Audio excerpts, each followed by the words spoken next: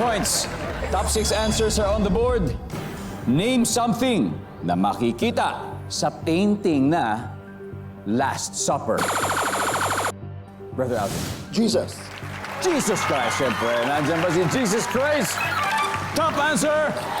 Brother Alvin, pass or play? Definitely play. Let's do this round. Brother, balik po muna tayo. Brother John, something na makikita sa painting na Last Supper. Si Judas. Si Judas Iscariot. Nandiyan ba yan? Yes, kasama na sa apostles, Brother Bo.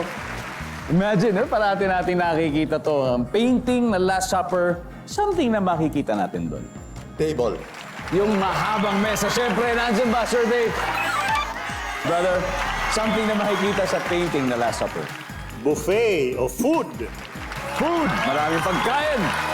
Survey says, yes, of course, Brother Alvin.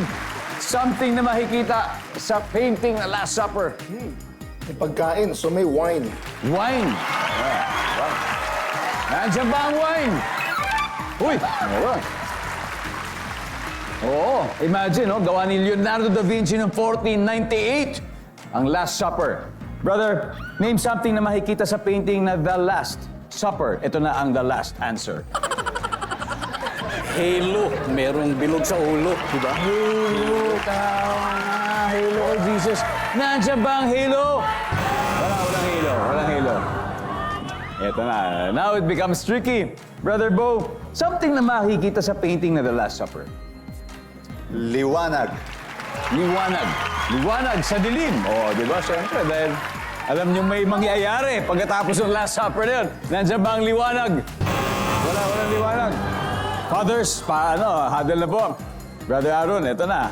Something po na makikita sa painting na Last Supper.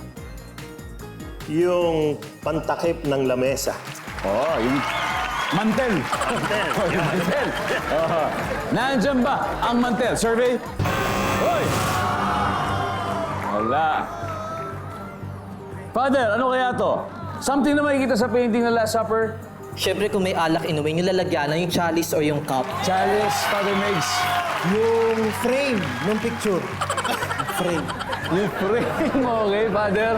Kung may mesa, merong upuan. Uy, nagpalit ng question.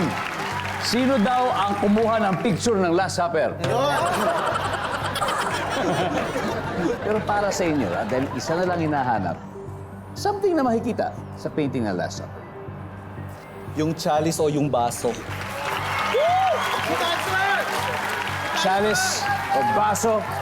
Survey, nandiyan ba yan for this round?